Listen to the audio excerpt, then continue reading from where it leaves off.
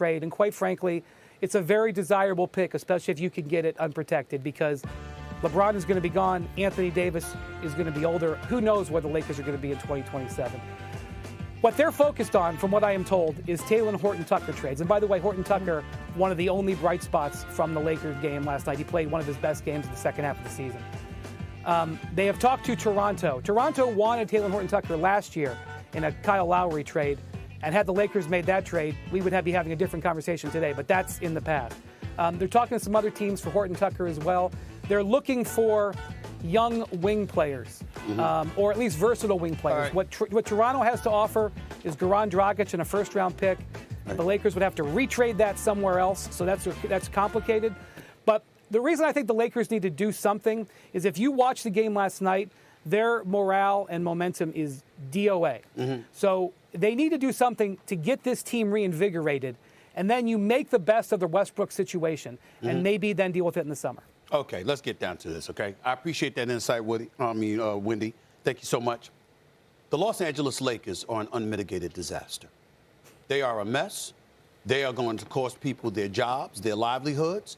And in the midst of all of that, players who are getting paid won't deserve to get paid. But they'll get their money anyway, which is why the next round of collective bargaining agreements collective bargaining negotiations between the owners and the players is something that is going to be must-see TV in terms of us talking about it, because these owners are coming for them. The fact that you got guys taking time off, the fact that you got guys that don't want to follow rules and regulations, the fact that you got guys that are being lackadaisical at their discretion, picking and choosing when they want to play, how they want to play, et cetera, instead of being committed to doing their damn jobs. The owners are coming for them. And I've always just called it down the middle, just the way that I see it, et cetera. But some of these dudes, if the players end up getting the short end of the stick, they will have deserved it, because just some of the shenanigans simply cannot be tolerated. It's bad for the game. Last night, specifically, let's get to this game. How the hell do you lose to the Portland Trailblazers? No Damian Lillard, no C.J. McCollum, no Robert Covington, no Norman Powell, and you lost to the Portland Trailblazers. Let me just read some of the names. This guy, C.J. Ellaby, Justice Winslow on his third team or fourth team in the last 3 years. Nurkic, don't get me started with his no defense playing self. Ben McLemore, that was their starters.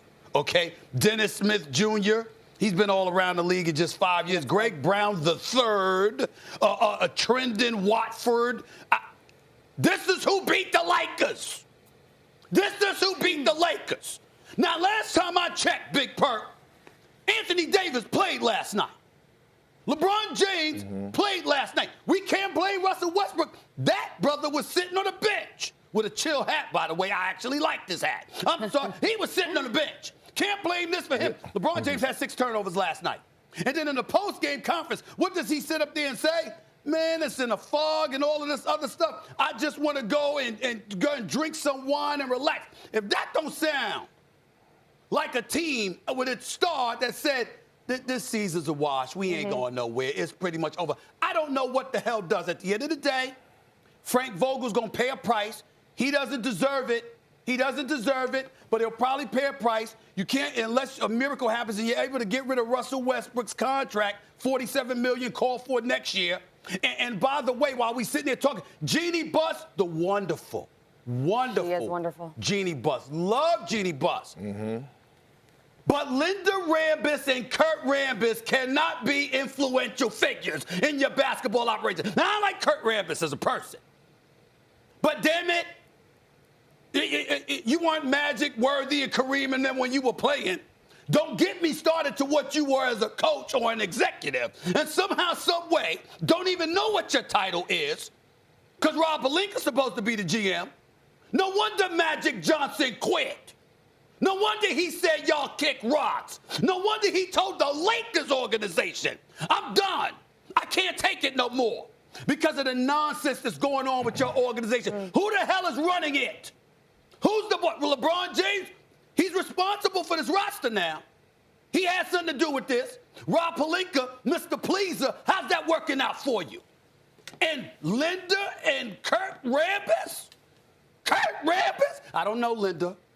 I'm sure she's a wonderful lady, and she's good friends with Jeannie, and Jeannie listens to her best friend. I got no issues with Linda at all. Don't know her, wish her nothing but the best. But I know Kurt Rambis, in terms of your resume, what the hell is he doing helping to make basketball decisions? Where he sit up there and says, oh, we're going to pick your coaching staff for you. It's a mess. It's embarrassing. And the only reason the Lakers are relevant is because of tradition and history. Right. No wonder Magic Johnson quit on y'all asses. Go ahead, KP.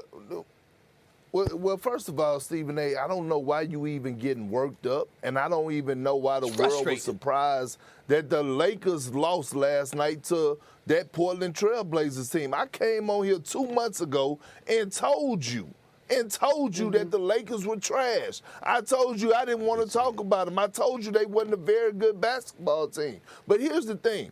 In their defense, I'm not taking up for them, but I'm telling you from going inside the locker room, after getting smoked, cooked, the way that Giannis and the Milwaukee Bucks did them the night before, when you have that type of energy going back into the locker room where guys are down, you're starting to hear the whispers. You have the Russell Westbrook interview, everything, Frank Vogel, all this trade, the trade deadline is coming up. Hey, look, no one could be trusted.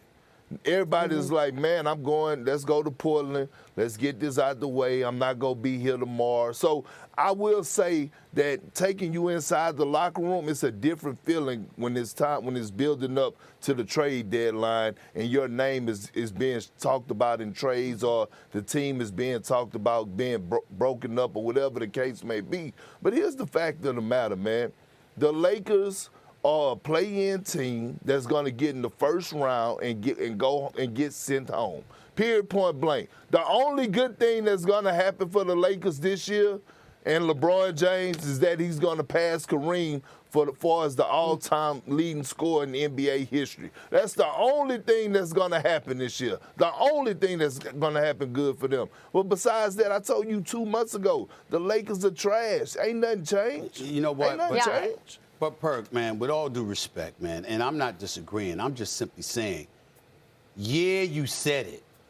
But I'll be damned if you meant to say it against a Portland team without Dame, without CJ, without Covington, without Powell. I mean, damn. And I like this kid, Anthony Simons. This brother can ball. I like him a lot, okay? He's the truth, okay?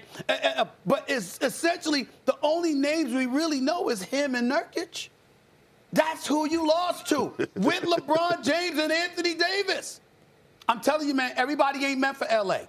Everybody ain't meant for L.A. It's a different flavor that comes with being in L.A., okay? You got to be able to handle stuff off the court to maintain discipline and focus because you could easily be distracted. Well, they do not have the flavor right now. They're 4 games below 500. And just a quick quote from what LeBron said after the game last night. He said, I'm literally tired as hell right now. I just want to get some wine, get into bed, and wake up tomorrow. And that's where they're at. Despite you saying, he just said it last night after the game. So he doesn't say that in his career, but he said it last night. Exactly. Things are getting very bad in L.A. So we'll see what happens as the trade deadline approaches. Sorry, KP, Wendy, they got me disgusted. Thank you so very much for being here. And also, Wendy, we'll see you in just a bit. Hopefully, we'll get some updates from you. But now we are going to get